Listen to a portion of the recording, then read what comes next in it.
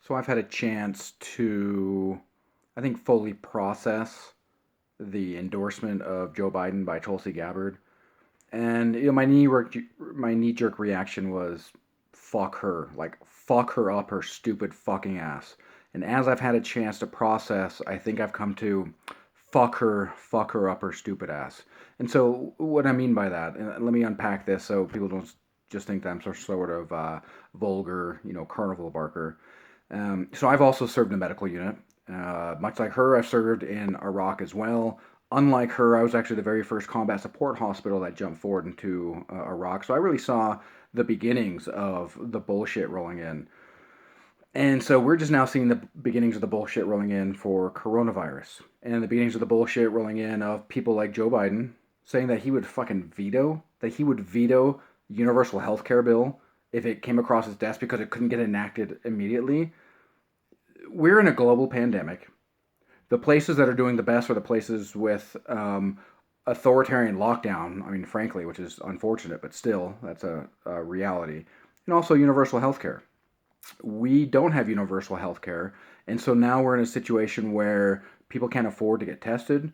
We have no idea who's actually infected, partly because of even Joe Biden encouraging people to continue to vote in the primary, specifically Florida, as if Florida isn't full of people who are, the most vulnerable of demographics. And Tulsi knows, as a military officer, that to follow an unlawful order or to follow an order where there's unnecessary collateral damage, especially civilian casualties, she's fucking liable. And so the idea that somehow like she's going to hide behind, well, I said I was going to vote for the eventual nominee, therefore I'm protected. Fuck you up your stupid fucking ass. This is not okay. It's not okay to say, well, I said, and like what I said is, is better and takes precedence over your lives. Like, how is that somehow the honorable thing? So now it makes me wonder, like, was she purposely duplicitous when she would go on to describe a public option when she said universal health care every single goddamn time? Even when I saw her here in Salt Lake City during her town hall, she described a public option, said that if you have an employee owned insurance policy, you can keep it.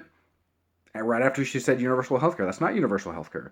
Universal healthcare means that there's one single payer. If there's a single payer, there's not going to be an employer run, right? Because then that's a different payer. So that's more than one payer, which is not single payer. I get that this is kind of difficult. I don't know. Maybe she just finally had enough of getting screamed at for being an Assad puppet and really wanted some sort of like hashtag slay queen from Neera Tanden. But this is super unfortunate. And so we find ourselves in a position where those who have demonstrated what we thought to be real leadership are just abandoning us in droves and waves. We even see now that Democrats are crying out about Republican senators who dealt in insider trading while being quiet about Dianne Feinstein and Democrats that are involved in the same thing. And so we have nothing more than tribal politics. And so I don't know really what was promised to Tulsi. Surely something was promised to her. Maybe it was a cabinet position. And so we're possibly being sold out for her to have a cabinet position. And this is pretty gross. I've defended Tulsi more than most people that I know. And this is beyond disappointing to me. And the idea that she could somehow just say, well, you know what? This old fucker whose brain is obviously melting is going to veto universal health care in a global pandemic. Like he's the leadership that we need. As she was saying that we need specific leadership to defeat Donald Trump. That's going to defeat Donald Trump. Donald Trump is looking to enact the freedom dividend, which is $1,000 per month to every citizen. And Chuck Schumer and Nancy Pelosi are criticizing him for it, saying that that's a bad thing.